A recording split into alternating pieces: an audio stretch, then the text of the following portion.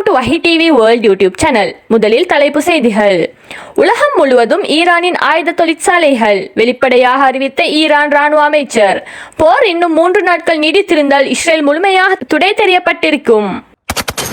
ஈரானின் செஜில் ஏவுகணையை போன்று புதிய ஏவுகணை இஸ்ரேல் விமான நிலையத்தை தாக்கிய ஹவுதிகள். நடு அணில் பல பிரிவுகளாக பிரிந்து தாக்கியதால் தடுக்க முடியாமல் திணறியதாக இஸ்ரேல் ஒப்புதல். இனி விரிவான செய்திகளை பார்க்கலாம். ஈரானின் செஜில் போன்ற நடுவானில் பிரிந்து சென்று தாக்கும் அதிநவீன பேலஸ்டிக் மிசைல்ஸ் மூலம் ஏமன் படைகள் புதிய தாக்குதலை நடத்தியுள்ளன. காசா மீதான ஆக்கிரமிப்பு இஸ்ரேல் படைகளுக்கு பதிலடி கொடுக்கும் வகையில் சுமார் 2 வருடங்களாக பல இழப்புகளுக்கு மத்தியில் ஏமன் ஹவுதி படைகள் இஸ்ரேலுக்கு எதிராக நடவடிக்கைகளை மேற்கொண்டு வருகின்றன. அமெரிக்கா மற்றும் இஸ்ரேலின் பல எதிர் தாக்குதல்களை துணிவுடன் ஏமன் படைகள் எதிர்கொண்டு தொடர்ந்து ஆக்கிரமிப்பு நாடு மீது தாக்குதலை தொடுத்து வருகின்றன.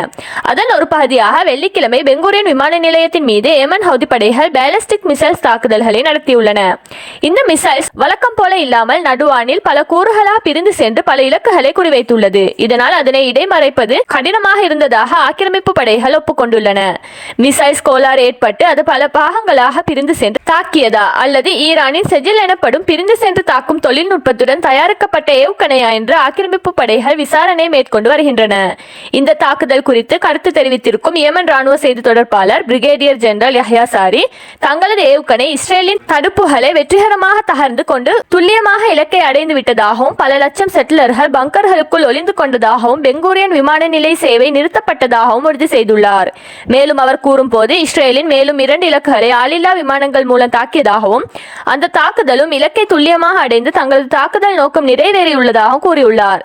பாலஸ்தீன மக்கள் மற்றும் போராளிகள் வெற்றிக்கு உதவும் வகையிலும் ஆக்கிரமிப்பின் இனப்படுகொலை பட்டினி போருக்கு பதில் கொடுக்கும் வகையிலும் ஏமனின் இந்த நடவடிக்கைகள் தொடரும் என்று யஹ்யா சாரி கூறியுள்ளார். ஏமனின் விசுவாசம் மிக்க மக்கள், போரிடும் வல்லமை படைத்த ராணுவம், இறை நம்பிக்கை கொண்ட தலைவர்கள் பாலஸ்தீன் வெற்றி அடையும் வரை அவர்களுடன் நிற்பார்கள் என்று யஹ்யா சாரி உறுதிபட கூறியுள்ளார்.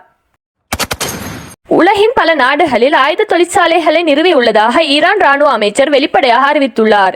ஈரான் பாதுகாப்பு அமைச்சர் அஜிஸ் நசர் சாதே ஈரான் ஊடகத்திற்கு அளித்துள்ள பேட்டியில், இஸ்ரேல் ஈரான் இடையே 12 நாட்கள் போர் முடிவுக்கு வந்துவிட்டது. அதற்கு முக்கிய காரணம் இஸ்ரேல் தனது வான் பாதுகாப்பை முழுவதுமாக இழந்தது தான். இன்னும் 3 நாட்கள் தொடர்ந்திருந்தால் கூட ஈரானின் எந்த ஒரு ஏவுகணையையும் இஸ்ரேலால் தடுத்திருக்க முடியாது. அமெரிக்காவின் லோட் சிஸ்டம், இஸ்ரேலின் அயன்ரோ arrow system, David sling system போன்ற அனைத்து வான் பாதுகாப்பு அமைப்புகளும் தோல்வியை தழுவிவிட்டன. காசிம் பசீர் என்ற அதிநவீன ஏவுகணையை கடந்த மே மாதம் சோதனை செய்தோம். அதனை இஸ்ரேலுக்கு எதிராக பயன்படுத்தவில்லை. போர் நீடித்திருந்தால் பயன்படுத்தி இருப்போம். அது இஸ்ரேலை சின்ன பின்னமாக்கி இருக்கும். ஆரம்பத்தில் 60% ஏவுகணைகளை இஸ்ரேலால் இடைமறைக்க முடிந்தது. போரின் இறுதியில் வெறும் 10% ஏவுகணைகளை மட்டுமே இஸ்ரேலால் இடைமறைக்க முடிந்தது. 90% இலக்குகளை தாக்கின. ஈரானுக்கு சொந்த நாட்டில் மட்டுமன்று பல வெளிநாடுகளில் ஆயுத தொழிற்சாலைகளை நிறுவியுள்ளோம். அந்த நாடுகளின் பெயர்கள் பின்னால் அறிவிக்கப்படும் என்று பேசியுள்ளார். கடந்த வியாழக்கிழமை ஓமன் வளைகுடாவில் ஈரான் மிக பெரும் போர் ஒத்திகையை நடத்தியது. அதில் கடலில் இருந்து தரை இலக்குகளை தாக்கும் ஏவுகணை சோதனை ஒன்றை வெற்றிகரமாக செய்தது. இதற்கு முன்னதாக ரஷ்யாவுடன் இணைந்து மிக பெரும் போர் ஒத்திகையில் ஈடுபட்டிருந்தது குறிப்பிடத்தக்கது.